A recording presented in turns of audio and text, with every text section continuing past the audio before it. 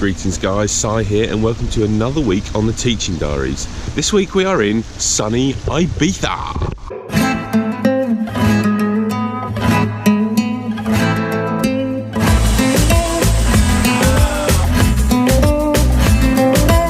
Yes, we are here at the Club Auris Serenis with the family having a great time. So we're going to go through this week how to prepare yourself perfectly for a tournament round or a competition round, or when you next go out and there's actually something serious on it where you want to go out and play your best. So I've got a few tips to go through. All of these are very simple, inexpensive ideas that you can do, that everybody can implement, whether you're a beginner or an aspiring tour professional. This is exactly the way that I believe will be best to prepare for a round of golf. It's quite apt this week that I'm off work and preparing for a tournament round, because when I get back I have got my first and probably only competitive round of the year, which is the women's only Pro-Am at Hadley Wood. So I'm taking my mother and two other members from Bury St Edmunds Golf Club down to the event, which looks like it's going to be a really great event. It's the first time this has been held, so well done to Kelly for organising that. And also thank you very much to Dave Jackson, who has sent me the PDF of Hadley Wood's course guide, their stroke saver, for me to go through on my phone as we go through the week. So those are my thank yous. Let's get to enjoying the holiday and preparing for that really important round. Listen to old songs and headphones. Don't wanna wake up tomorrow. I know a place would you like to go. You love the view from up there, I know. This is a perfect night to catch a cold. Turn the full length of the North Shore. Stay up for the sunrise, make a wish. There is no way we'll be forgetting. This is a perfect night to catch a cold. Turn the full length of the North Shore. Stay up for the sunrise, make a wish. There is no way we'll be forgetting this. So for me, the most important thing and the first thing to do, and the best way to prepare for a round of golf, is to get yourself a gap fitting.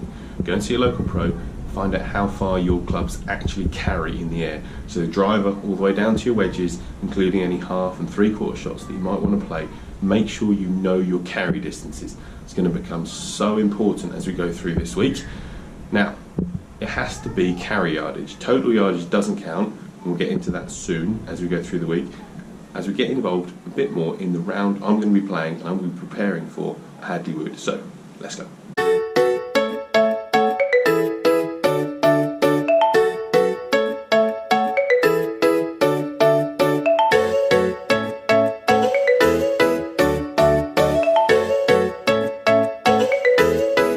Wearing light shoes, walking down the shore, diving head first down to the ocean floor. Your dark brown eyes reflect fireflies, living bright nights, getting me high on life.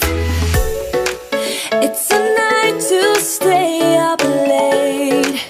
Things we have to do can't wait. We've got catching up to do. There's a glow about you. This is a perfect night to catch a cold. Turn the full length of the North Shore. So once you've done your gap fitting and you know your carry yardages, then it's good to go through the course guide hole by hole, basically picking out where you're going to attack, where you're going to defend, and what teeing off clubs you're going to use. So this is where carry distance becomes really important. You need to know that if there is a bunker, let's say at 207 yards off the tee, which one of your clubs is going to carry it, or do you need to lay up short of it? Now obviously as a professional, I have no shots to play with. My handicap got lost as soon as I turned professional, so I need to be looking to make pars and birdies. Now the way I do that is I know that my pitching wedge carry distance is 147, so my aim is to get to at least 147 yards out on every hole to give myself a wedge into the green. If I can get closer to the green without taking too much of a risk, then that's what I do. But I go through the course guide hole by hole, taking note of where I'm going to land the ball, where I'm going to aim, and then go from there. Once you've got a basic plan in your head for each hole, you need to then decide where you're going to attack and where you're going to defend, and also when you're going to plan for different situations. So we all know that things crop up in a round of golf. You're going to have good points and bad points. You're going to have holes where you mess up and make bogeys and double bogeys, and then you're going to have holes where you make birdies, which you don't expect to. But you need to have a specific plan for each situation, but allow some flexibility. So if you need to attack the last few holes, then you can do it. Or if you need to think, well, there's a par 5 here, if I'm going well, I'll play it as a 3-shotter. If I'm not playing so well and I want to go for it, then maybe I'll go for a 2-shotter. Or vice versa. Maybe if you're playing well, you'll attack even more. You need to have a plan and a specific idea for every hole. But again, like I said before, allow some flexibility. So let's go through the course guide and see what happens.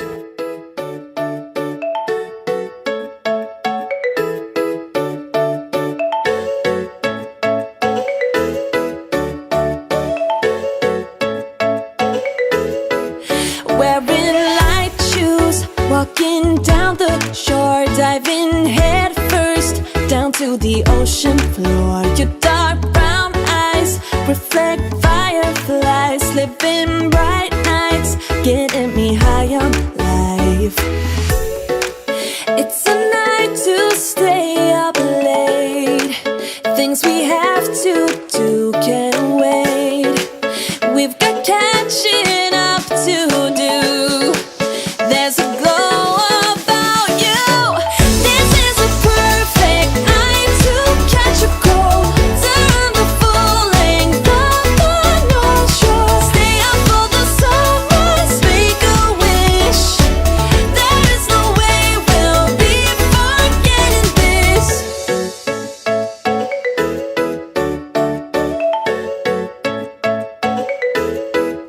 We'll take a long walk till we start to freeze, hearing small talk over the summer breeze. Out of safe zones, finding hidden caves, all the whetstones shaped by the ocean waves.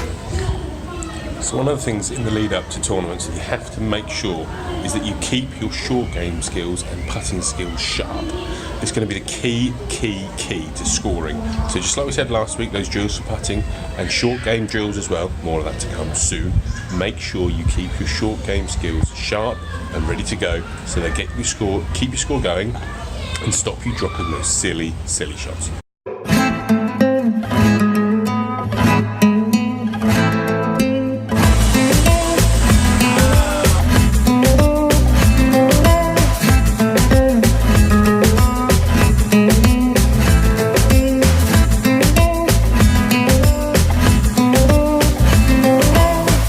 One of the most important things to do is to practice the specific tee shots that you're actually going to face in the tournament. So obviously, looking at the course plan, it's going to be lots and lots of 3-woods. So I'm going to have to get over my fear of topping 3-woods. So practicing the next 2 weeks, lots and lots of 3-woods.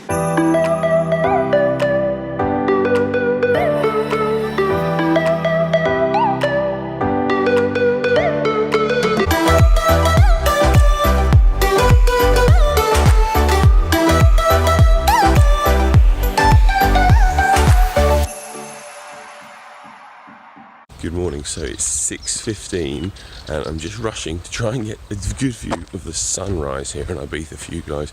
It looks like it's going to be really spectacular actually, so it's about a 5-minute run to where I scouted out a spot the other day, so let's get up there. Okay, so we've made it to the spot that I scouted out the other day. You may have seen this little kind of graffitied cool lighthouse in one of the other sections of Irol that I did earlier in the video. Now my hotel, if you can't see it, is this orange one here, but to get a good view of the sunrise you have to get past this white hotel. It's kind of out on a bit of a peninsula and I'm not sure if this camera's going to pick it up, but sunrise should be nicely across here. So let's get up, show you how I'm going to capture it. Let's see what it looks like.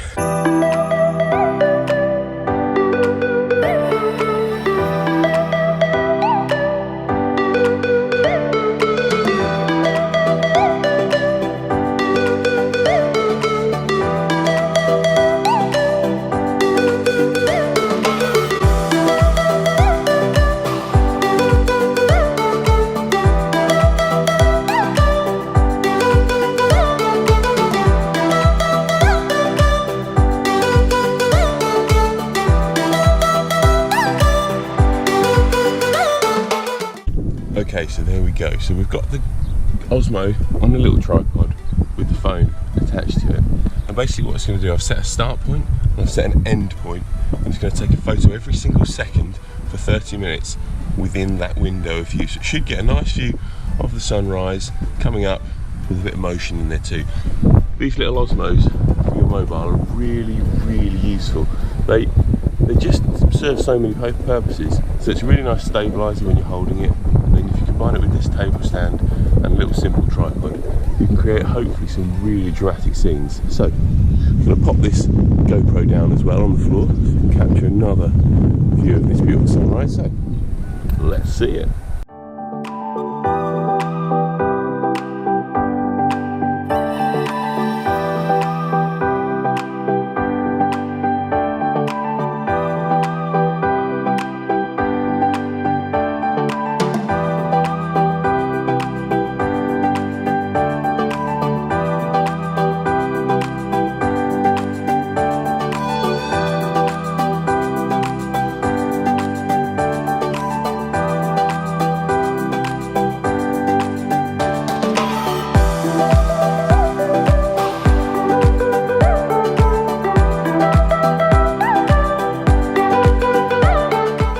So while we're down here waiting for the sunrise, it's probably a good time to think about and go through another very important part of preparation and getting yourself ready for a tournament round. And that for me is mentally preparing yourself.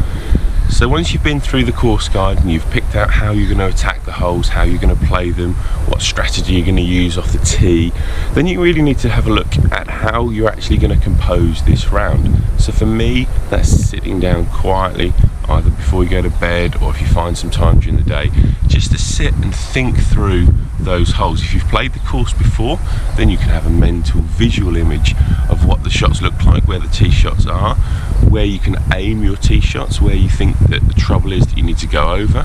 And always when you're mentally preparing, please mentally think about the positives. So if there's a bunker, imagine yourself carrying that bunker. If there's trees on the right that you always tend to go in, just imagine yourself hitting that perfect tee shot going down the middle of the fairway. Now this isn't always easy, especially when there is some mental scarring if you've played a course lots and lots of times. But just have a try. It doesn't cost you anything.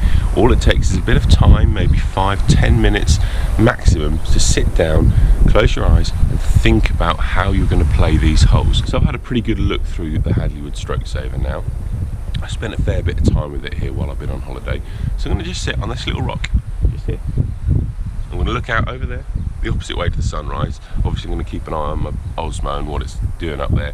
I'm just going to go through the round and how I hopefully would like to play at Hadleywood. So.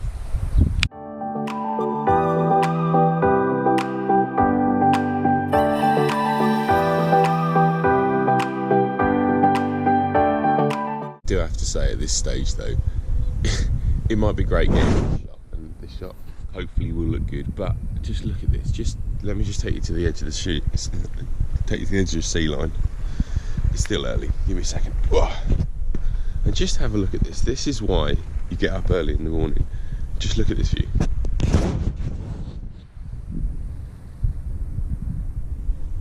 I literally adore the seaside. I definitely think I have an affinity with it.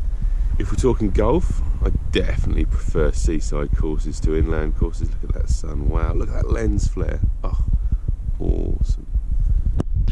Yeah, so I definitely prefer links courses, seaside courses, just being by this massive great seas and ocean. Just something about it for me is so peaceful. Just the waves, the sound, the smells, the calmness. And there's a massive part of me that wants to be about half a mile in that direction, swimming. About to leave, already packing. Come with me, I'm not really asking. We'll get away to a place where we don't know. About to see the world in action, what we can be. Life with no distractions, we'll get away. This is what we waited for. Take my hand, we'll make it someday.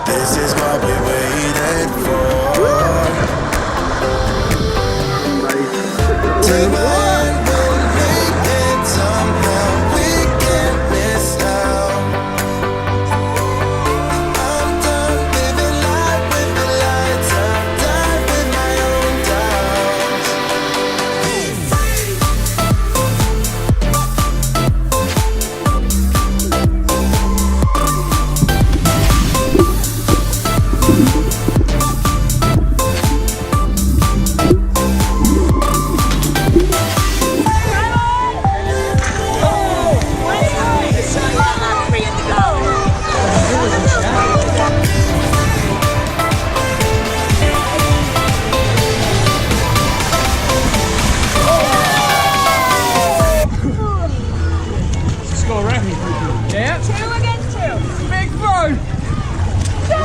We got this.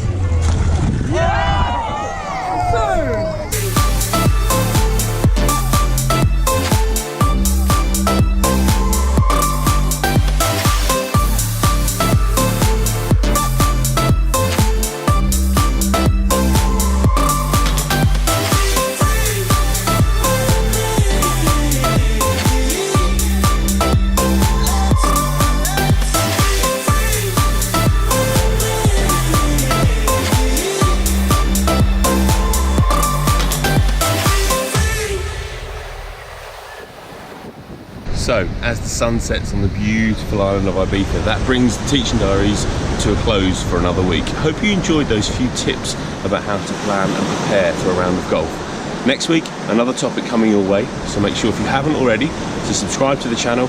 Make sure that you do that to follow all of our content, get the stuff as soon as we release it, straight into your inbox. Hope you enjoyed it once again, and I'll see you very soon. Bye-bye.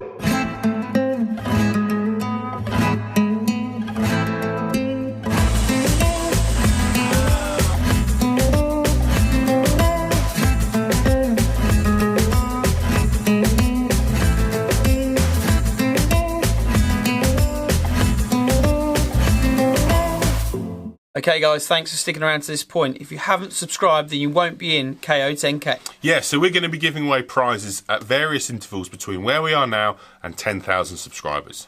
So if you haven't done it, get on it now.